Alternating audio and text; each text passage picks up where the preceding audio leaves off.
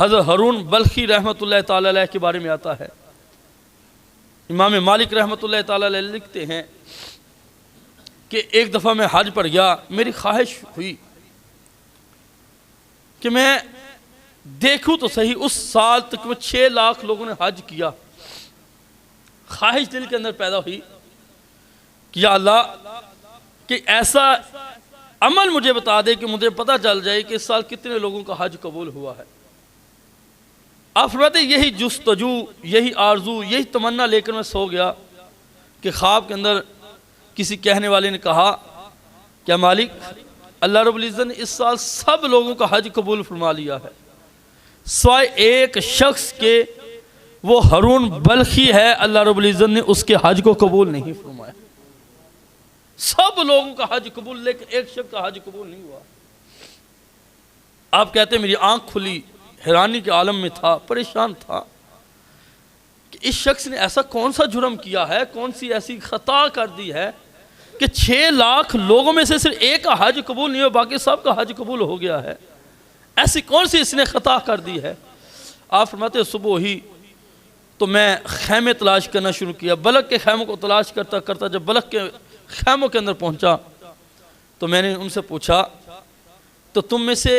ہارون کون ہے؟ تو لوگوں نے کہا ہم میں سے ہارون تو کوئی بھی نہیں ہے، وہ جو سامنے پہاڑ تمہیں نظر آ رہا ہے نا، اس پہاڑ کے بیک سائڈ پہ ایک شخص بیٹھ کر اللہ کی عبادت کر رہا ہے، اللہ کی ریاضت کر رہا ہے، دن کو روزہ رکھتا ہے، رات ساری اللہ کی عبادت کرتا رہتا ہے، یہ وہ شخص وہاں پر بیٹھا ہوا ہے۔ آپ فرماتے ہیں کہ میری حیرت کے اندر اور زیادہ تعجب ہوا، اور زیادہ اضافہ ہوا حیرانی کے اندر، اللہ رب العزت اس کا حج قبول نہیں کر رہا، اور لوگوں کی نظروں میں اس کا مقام و مرتبہ یہ ہے کہ لوگ یہ کہہ رہے ہیں کہ وہ بڑا عبادت گزار ہے، وہ بڑا پرہیزگار ہے، دن کو روزہ رکھتا ہے، رات ساری اللہ کی عبادت کرتا رہتا ہے، دنیا کے ساتھ اس کا لگاؤ ہی نہیں ہے۔ آپ فرماتے ہیں اس بات نے میری حیرانی کے اندر بہت زیادہ اضافہ کر دیا۔ جب اضافہ ہوا تو میں تلاش کرتا کرتا وہاں پر پہنچا، جب میں نے اندر دیکھا تو ہارون بلخی اللہ کی بارگاہ میں سجدہ ریز ہیں۔ اب میں نے دروازے پر دستک دی، اب دروازے پر دستک دی تو سامنے والے بھی حضرت ہارون بلخی رحمۃ اللہ تعالی اللہ کے بہت زیادہ نیک اور برگزیدہ بندے تھے۔ انہوں نے فرمایا مالک آگے ہو تو اندر تشریف لے آؤ، اے مالک آگے ہو تو اندر تشریف لے آؤ۔ آپ فرماتے ہیں اس سے مجھے اور بھی تعجب ہوا، حیرت ہوئی کہ ابھی میں نے نام بھی نہیں بتایا، دستک ہی دی ہے تو اندر سے آواز آتی ہے مالک آگے ہو تو اندر تشریف لے آؤ۔ کیسی یہ عجیب بات ہے، ایک طرف خواب کے اندر یہ کہا جا رہا ہے ہارون بلخی کا حج قبول نہیں ہے، اور دوسری طرف اللہ رب العزت نے ان کو کیسا علم لدنی عطا فرمایا ہے، کیسی ان کی شان ہے، کیسا مقام و مرتبہ ہے۔ کیا یہ افراد میری حیرت کے اندر وقت کے ساتھ ساتھ اضافہ ہوتا گیا۔ آپ فرماتے ہیں کہ میں اس کے پاس بیٹھا، گفتگو کی، باتیں کرنے کے بعد حال چال پوچھا، زندگی معاملات پوچھے، پھر میں نے اجازت طلب کی، اب مجھے اجازت دے میں جانا چاہتا ہوں۔ تو ہارون بلخی رحمۃ اللہ تعالی علیہ فرمانے لگا مالک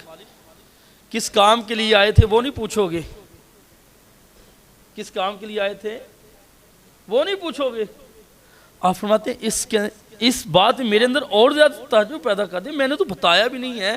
صرف یہ راز میں جانتا ہوں یا میرا رب جانتا ہے، اس کو کیسے پتہ چل گیا ہے؟ یہ تو راز میں نے کسی کے ساتھ شیئر بھی نہیں کیا۔ آپ فرماتے ہیں نہیں میں بس یوں ہی آپ کی زیارت کرنے کے لیے آیا تھا، میں نے لوگوں سے سنا آپ بہت عبادت گزار ہیں، برگزیدہ ہیں، میں آپ کی زیارت کرنے کے لیے آیا تھا۔ فرمایا نہیں، جو پوچھنے آئے تھے وہ پوچھو، وہ کیا بات ہے وہ پوچھو۔ آپ فرماتے ہیں کہ میں نے پھر یہی عرض کیا نہیں صرف آپ کی زیارت کرنے کے لیے آیا تھا۔ حضرت مالک بن دینار رحمۃ اللہ تعالی علیہ فرمانے لگے پھر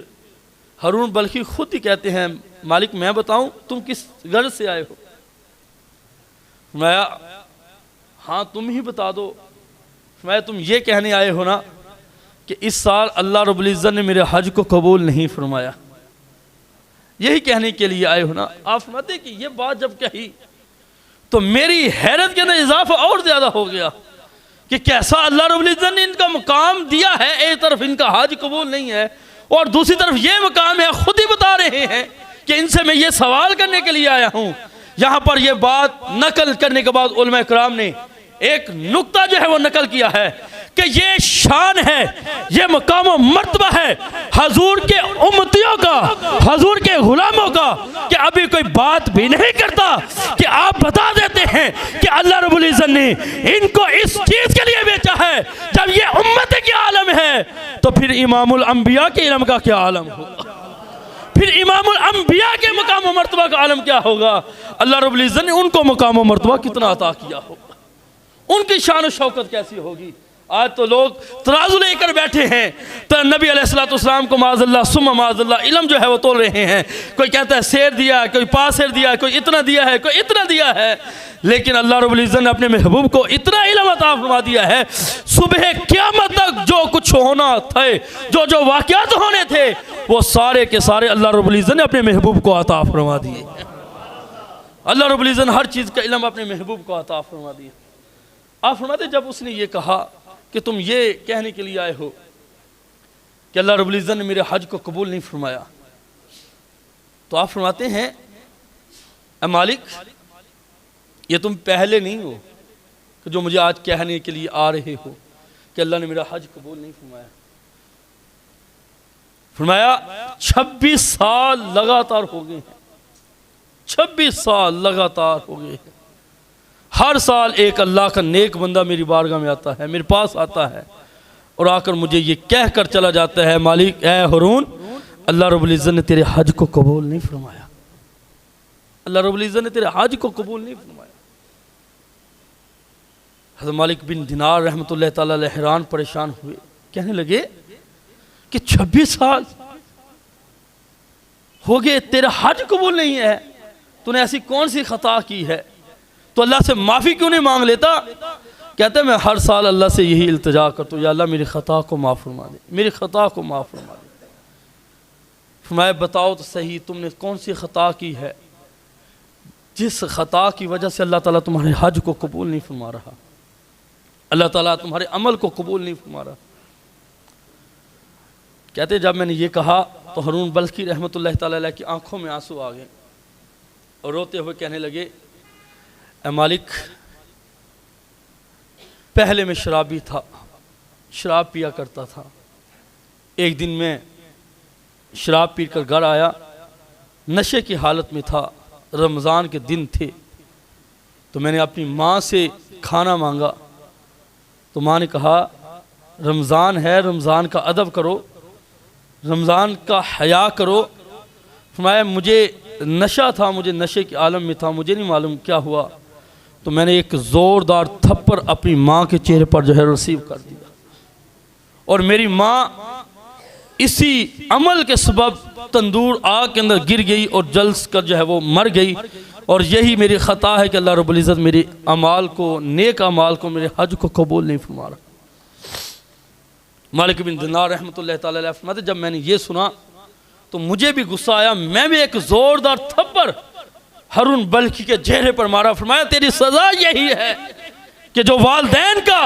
نافرمان ہے اللہ رب العزت اس دنیا کے اندر اس کو عبرت بناتا ہے، تیری سزا یہی ہے، اللہ رب العزت تیرے کوئی عمل کو قبول نہیں فرماتا، تو نا امید ہے۔ ہارون بلخی کہتے ہیں مالک پھر تو ہی بتا کون سا در ہے جس در پر جا کر اللہ کی بارگاہ میں التجا کر سکوں کہ اللہ رب العزت میری خطاؤں کو معاف فرما دے۔ فرمایا تیری خطا کبھی معاف نہیں ہو سکتی، تو ماں کا بے ادب ہے، ماں کا گستاخ ہے، تیری خطا کبھی بھی معاف نہیں ہو سکتی، اللہ رب العزت قیامت والے دن بھی تجھے معاف نہیں کرے گا۔ آپ فرماتے ہیں یہ کہنے کے بعد میں واپس اپنے آ گیا، حجرے کے اندر آیا، آ کر جب آرام کرنے لگا سویا تو دل کی آنکھیں کھل گئیں، حضور کی زیارت ہو گئی۔ حضور کی زیارت ہوئی تو حضور اکرم صلی اللہ علیہ وسلم جو ہے وہ مجھ سے رنجیدہ ہیں، مجھ سے جو ہے وہ ایک کہہ لیں ناراضگی والے اظہار کے اندر ملاقات کی۔ فرمایا اے مالک تو نے آج میرے ایک امتی کو، اللہ کے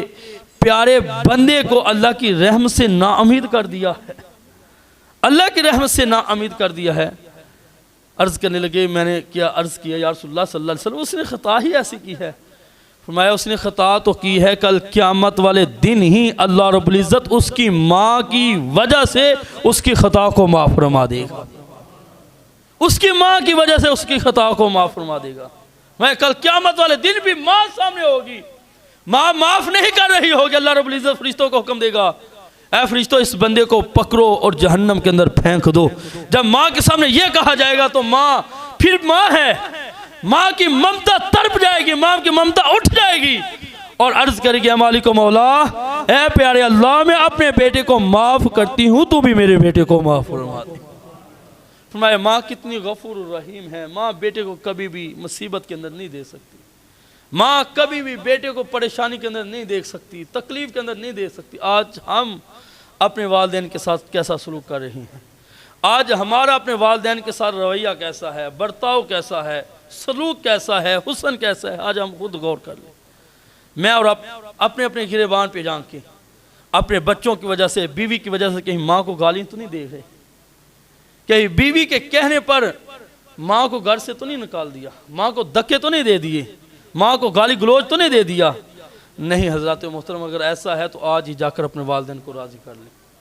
اگر والدین ناراض ہوئے، خدا کی قسم دنیا بھی برباد ہو جائے گی، آخرت بھی برباد ہو جائے گی۔ دنیا بھی تباہ ہے، آخرت بھی تباہ ہے، قبر بھی تباہ ہے، حشر بھی ہمارا تباہ ہو جائے گا۔